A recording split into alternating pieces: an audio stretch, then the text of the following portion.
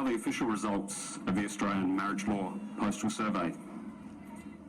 For the national result, yes responses, 7,817,247, representing 61.6% of clear responses.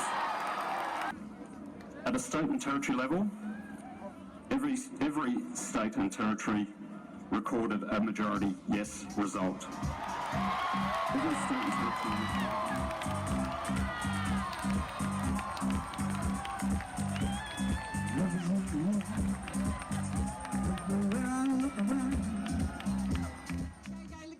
a little bit not gay person today.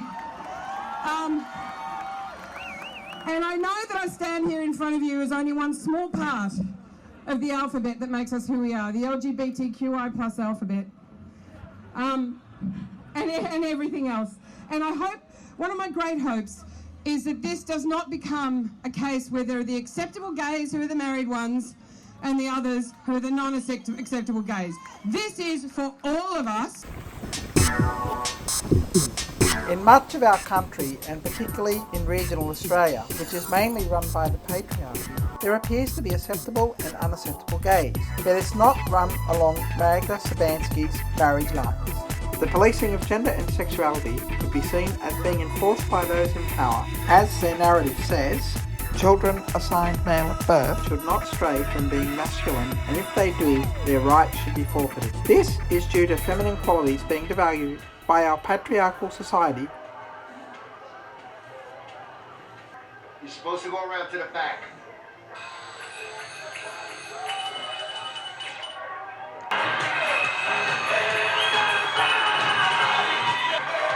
Take off your clothes.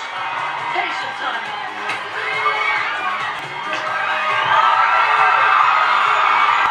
Oh, bitch, wait your turn. Your clothes. Talk to the hand. Now.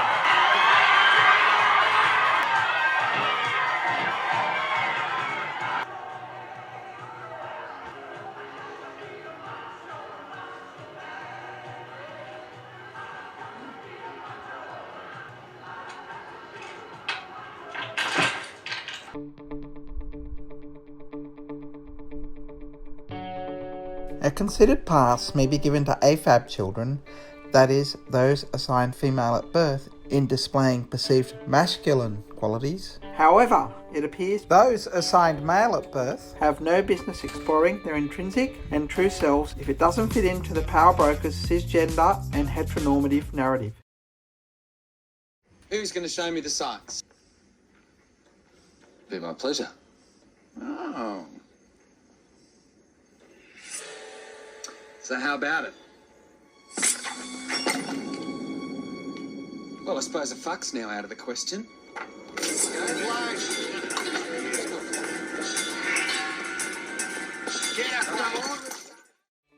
Gender non-binary and trans-masculine person Sam Elkett explained how damaging toxic masculinity can be, as it makes people conform to fitting into a very narrow narrative. There's actually a lot of really toxic parts of the cultural expectations that being a male, whether it be, not expressing your emotions, not telling your friends how you really feel, not being physically affectionate with friends, things like that, and having to be, aggressive in relation to, getting jobs and being a breadwinner and stuff like that. Elkin said, a more open society is a win for everyone. Society relaxing the expectations around what it means to be male and female will be a benefit to everybody, so that people can live, an authentic life that works for them. But it appears the powers that be are keeping the status quo predominantly heterosexual and male in regional Queensland, and those who don't follow the rules will be unworthy of inclusion.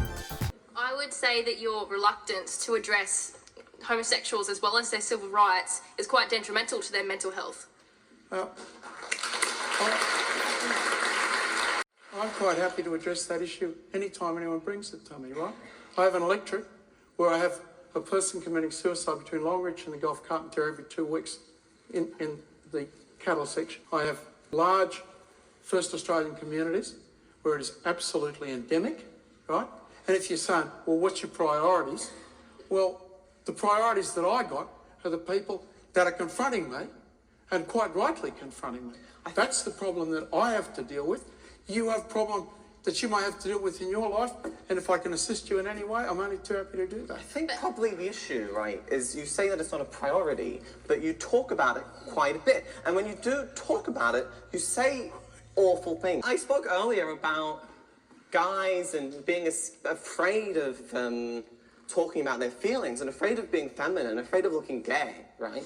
And that is all tied to the kind of homophobic talk you get all through society. If you are trying to talk about mental health, and one hand saying this is very important, but these guys don't matter, then the whole community just falls apart. It's a little song by a fabulous woman, La Mom Piaf, or Edith Piaf, and it goes a little something like this.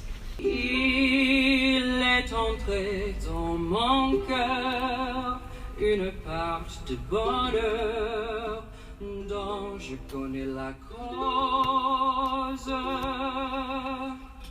C'est lui pour moi, moi pour lui dans la vie. Il me l'a dit, l'a juré. Caroline, if I can go to you, I mean, you started as a male rugby league player before transitioning 20 years ago when you were 30. You then played in the Women's League. Did you have a physical advantage over the other female players? As an invited guest of Team Sydney, I was fortunate enough to be able to hold centre stage with Matt about my own personal sporting experiences as a trans athlete at the Team Sydney dinner. Studies have shown that the physical the advantage from having a high testosterone level does go away quite quickly after you start taking testosterone blockers, isn't that right? That is right, it does. My times, so I was 2.5 seconds slower over 100 metres. My bench press went from like 120 kg down to about, I can bench now about 75, 80, which is still impressive, but impressive for a sportswoman. And like, you know, I'd say someone like Michelle, she'd be able to bench press that. You know, yeah, there you go. So, I can't. You're a diver, so. All jokes aside, Mitchum's own life is testament to Josh Thomas's comments a la Bob Catter, as when he wasn't out to the wider community, his world came crashing down. And obviously I couldn't then come out because I felt like that would be admitting that I had been lying to these people, even by omission, but that I'd been lying to these people that I'd been training with for 5 hours a day, 6 days a week for the last 5 years. I'd been lying to them by hiding a massive aspect of myself. By his own admission, this made Matt feel stuck in his life. And he said over the years, he hasn't been the only queer athlete to feel this way. And we've seen it with other athletes. You know, they say that they're not once. When they, for example, you know, a very famous swimmer was asked about his sexuality at the age of 16, which is disgusting to be sexualized as a minor, said no once because it wasn't entirely comfortable, and then has said this openly, felt stuck because he didn't want to admit that he'd lied when he was 16 years of age. So it is still a very real experience that a lot of athletes feel.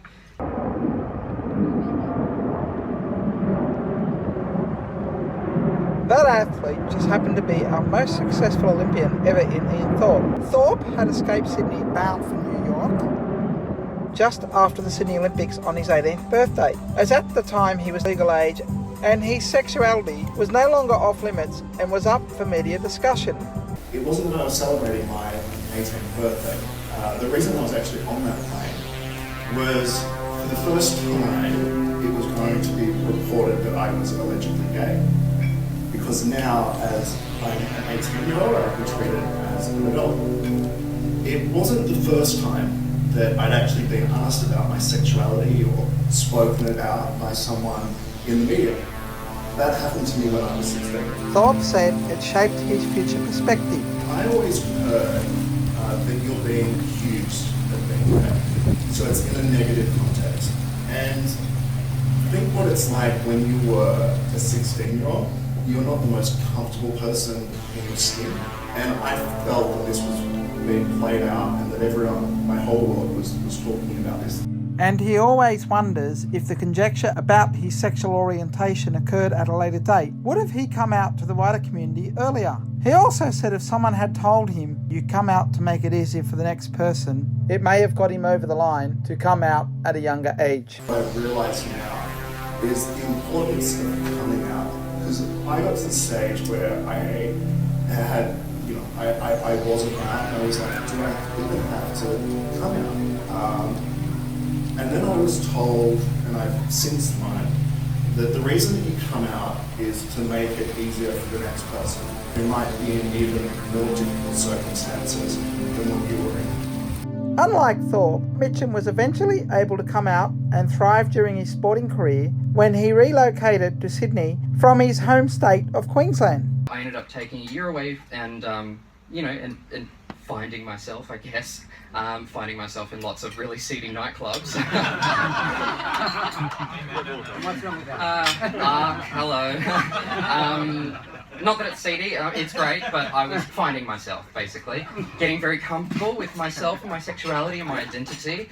And then I got given the opportunity to actually start diving in Sydney by a man who said, if you ever want to start diving again, I'll always have a place in my squad for you. And just the way it was worded, if you ever, really nurturing, not pushy, not what I was used to from a coach. And so I knew that this guy cared for my welfare as a human being more than my welfare as an athlete.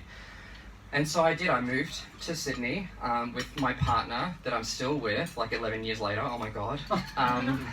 What's that in dog years? 77 years.